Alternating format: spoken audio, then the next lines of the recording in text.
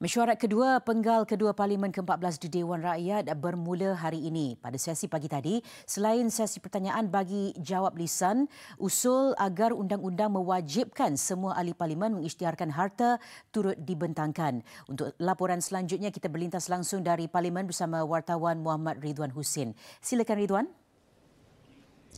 Terima kasih Nur Jamalina. Di Seri Pentas, usul agar undang-undang mewajibkan semua ahli Dewan Rakyat mengisytiharkan harta masing-masing menjelang 1 Oktober kelak telah pun dibentangkan dalam sidang Dewan hari ini. Ia dikemukakan Menteri di Jabatan Perdana Menteri Datuk Liew Wee Kiong ketika sesi urusan mesyuarat dan usul-usul bermula tengah hari tadi. Tuan Yang di-Pertua, memandangkan bahawa pengisytiharan harta ini telah pun dilaksanakan oleh pihak kerajaan, maka sudah sampai masa untuk semua ahli Parlimen, khususnya ahli Dewan Rakyat, termasuk yang bukan kerajaan, untuk membuat pengisytiharan harta. Usul ini akan terpakai kepada semua ahli Dewan Rakyat, suami atau isteri, anak yang hanya berumur 21 tahun ke bawah dan semua pemegang amanah yang berkaitan. Usul berkenaan kini terbuka untuk dibahas oleh 26 ahli Dewan Rakyat dari pihak kerajaan serta pembangkang.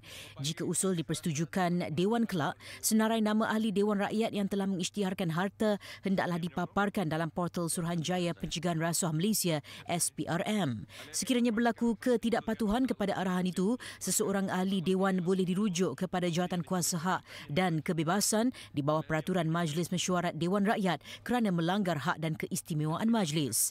Jika terdapat akuan palsu pula, maka wakil rakyat terlibat boleh dikenakan hukuman penjara maksimum 3 tahun dan denda di bawah Seksyen 193 Kanun Kesiksaan. Isu Lembaga Tabung Haji TH kembali hangat apabila sesi soal jawab pagi tadi bermula dengan pertikaman lidah antara pihak pembangkang dan kerajaan.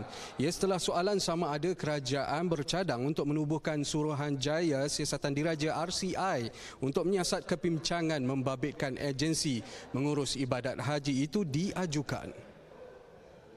Bila kami ambil alih, kami telah kurangkan sebanyak 58 juta, iaitu 204 juta. Jadi saya tidak tahu atas jumlah pergi haji berapa orang? Berapa orang pergi haji? Saya tidak faham. Jumlah orang pergi haji berapa? Kota tidak tahu.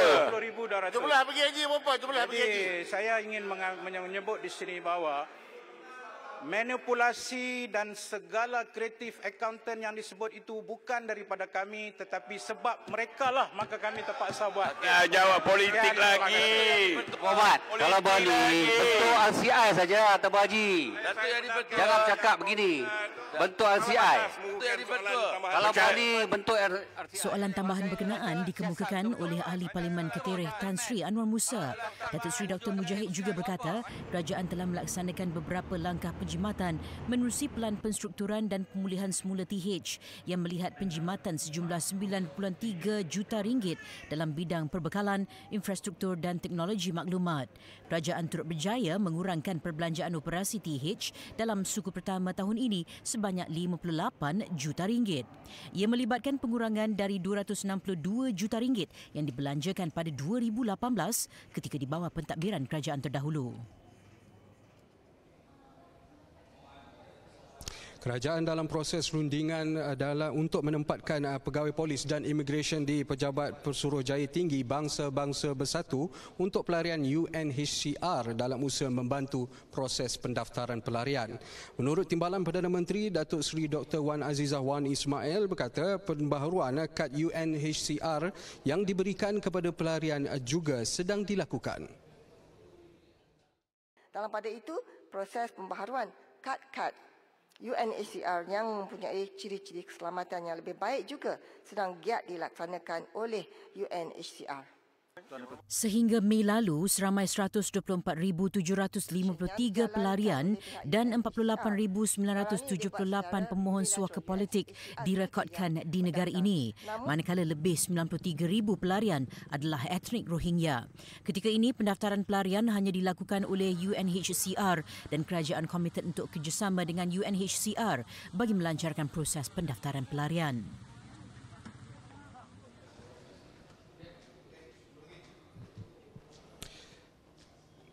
Baik, kerajaan dalam proses rundingan untuk menempatkan pegawai polis dan immigration di pegawai polis dan di Pejabat Pesuruhjaya Tinggi di Bangsa-Bangsa Bersatu. Dan saya kira itu sahaja perkembangan yang boleh saya bawakan dari Parlimen. Kita kembali bersama Nur Jamalina di Sri Pentas. Silakan.